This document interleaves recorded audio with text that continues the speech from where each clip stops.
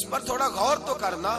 حضرت جناب سیدنا فاروق اعظم رضی اللہ تعالیٰ عنہ، حضرت عمر فاروق کے صاحبزادے کی ملاقات ہو گئی حضرت عبداللہ بن سلام رضی اللہ تعالیٰ عنہ سے۔ یہ تورات بھی جانتے تھے، پھر قرآن مجید کا علم بھی انہوں نے حاصل کیا، مسلمان ہوئے، بہت بڑے عالم صحابی تھے۔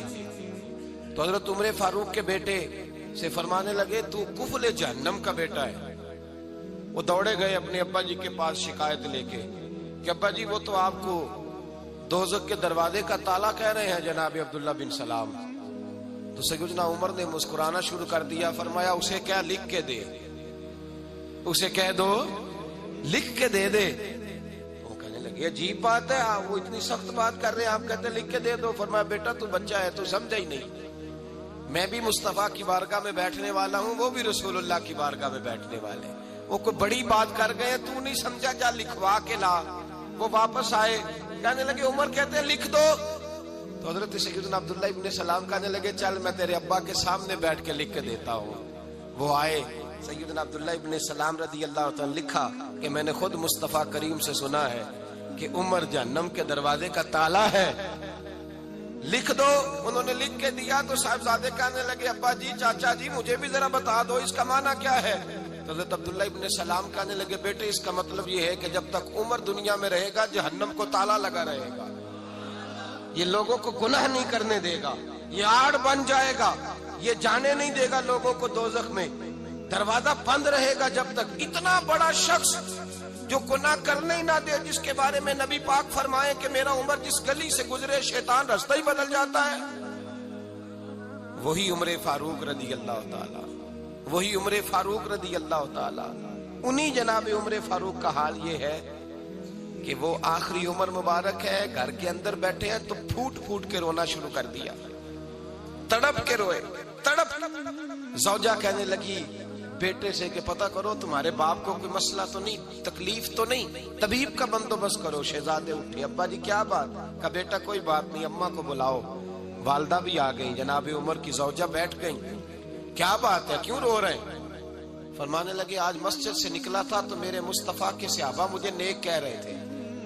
تو کہا جناب یہ رونے والی بات ہے خوش ہونے والی؟ آپ فرمانے لگے نہیں، ایک خیال نے مجھے ستا دیا ہے کہ باہر تو میں ٹھیک رہا ہوں، پتہ نہیں تمہارے حق میں بھی اچھا رہا ہوں کہ نہیں۔ زوجہ سے کہنے لگے پتہ نہیں تیرے بھی حقوق ادا ہوئے کہ نہیں، تیری وجہ سے نہ الجھ جاؤں، بیٹے کی وجہ سے نہ الجھ جاؤں۔ بندہ کتنا بڑا ہے، خوف کتنا زیادہ، تو ٹھٹائی کے ساتھ مسجد نہیں جاتا، تو اپنی مرضی سے جاتا ہے، کوئی خیر کا کام تو کرتا ہے تو اپنی موج میں آ کے کرتا ہے، اور تو کہتا ہے اللہ معاف کر دے گا۔ راتی ساری کر کر زاری، او نیند اکھاں تھی توندے تے فجر اوہی گناہگار کا آون سب تو نیویں ہوندے۔ وہ ساری رات نماز پڑھتے ہیں، والذین یبیتون لربہم سجدا وقیاما والذین یقولون ربنا اصرف عنا عذاب جہنم ان عذابہا کان غراما۔ اللہ فرماتے ہیں میرے بندے وہ ہیں سارے رات سجدے اور قیام میں گزار دیتے ہیں، اور سویرے اٹھ کے یہ نہیں کہتے میں تہجد گزار ہوں، میں عبادت گزار ہوں۔ سویرے اٹھتے ہیں تو کہتے ہیں خدایا معاف کر دے، تیرا عذاب بڑا سخت ہے، اے اللہ ہمیں اپنے عذاب سے محفوظ فرما۔ لوگوں نے عجیب دھوکے میں مبتلا کر لیا ہے اپنے آپ۔ حضرت عمر رونے لگے، بیوی سے کہنے لگے معاف کر دے، ڈر آتا ہے، اللہ کے حضور حساب دینا ہے۔ عدل کرے تے تھر تھر کمبن اچیاں شانہ والے، فضل کرے تے بخشے جاون میرے جے منہ کالے۔ کہا تو اس طرح کر، زوجہ سے کہنے لگے چل تو مجھے معاف کر دے، میرے اوپر بوجھ بڑا تھا، رات کو چہرے پہ نقاب ڈال کے مصطفیٰ کی امت کی خبر گیری کرنا اور پھر سارا دن ان کی خدمت کرنا، میں تجھے اس طرح وقت نہ دے پایا جو میرا حق بنتا تھا۔ زوجہ رو پڑی، کہنے لگی زندگی میں نے بھی اس طرح کا کوئی انداز نہیں دیکھا جو بیویاں شوہر کے ساتھ دیکھتی ہیں، میں نے کوئی اس طرح کا آپ سے مطالبہ نہیں کیا، میرے دل میں یہ بات تھی، آپ خود بول پڑے۔ کہا چل پھر معاف کر دے۔ کہنے لگی میں تو نہیں معاف کرتی، میں تو نہیں۔ آپ کے صاحبزادے کہتے ہیں فاروق اعظم کو میں نے کامتے دیکھا، تڑپتے دیکھا، رونے لگے، کیوں نہیں تو معاف کرتی؟ تو زوجہ کہنے لگی پہلے وعدہ کریں اللہ کی بارگاہ میں میری سفارش کریں گے، آپ کہیں گے کہ اللہ میری بیوی تھی، کپڑے دھو کے دیتی تھی، کھانا پکا کے دیتی تھی، میری عزت کی محافظ تھی، میرے بچوں کو پالتی، یہ کہیں گے؟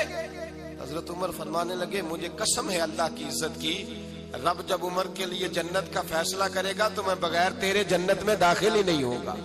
جتنا بڑا آدمی ہے اتنا زیادہ ڈر رہا ہے، یہاں ڈٹائی کو اللہ نے معاف کر دینا ہے، اور معاذ اللہ تعالیٰ ایسا عجیب لفظ بولتے ہیں، عجیب جملہ کہتے ہیں بھائی اللہ چاہے تو بے نمازی کو نہ بخشے، اور میں نے کبھی نہیں پڑھی تو مجھے بخش دے۔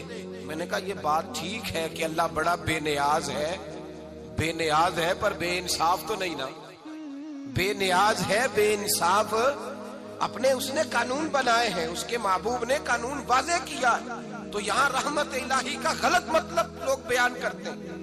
رحمت الہی کا مطلب تو یہ تھا کہ تو ساری نیکی کر، ساری پرہیزگاری کر، رحمت کا وہ معنی دیکھ جو تیرے رسول نے بیان کیا ہے۔ میرے مصطفیٰ نے ساری زندگی گزار دی اللہ کو راضی کرنے میں۔ حضرت عائشہ صدیقہ فرماتی ہیں، آخر میں مصطفیٰ فرماتے کیا ہے؟ کہتے ہیں عائشہ مجھے بھی میرا عمل جنت میں نہیں لے کے جائے گا، میں بھی خدا کے فضل سے جنت میں جاؤں گا۔ یہ امید رحمت الہی، ایک مطلب تو یہ۔ پھر کچھ لوگ کہتے ہیں حضور ہماری سفارش کریں گے، نبی پاک ہماری، بولیے جاگ رہے ہیں آپ لوگ؟ حضور ہماری، ہاں وہ اللہ خیر کرے، ہم ذرا خشک لوگ ہیں نا تو کئی دفعہ خشک باتیں کرتے ہیں۔ میں نے کہا تھا 2-4 دن پہلے بھی کہ نعت ہمارا ایمان ہے، پر نعت عمل کا درس دیتی ہے، بے عملی اور بد عملی کا درس نہیں دیتی۔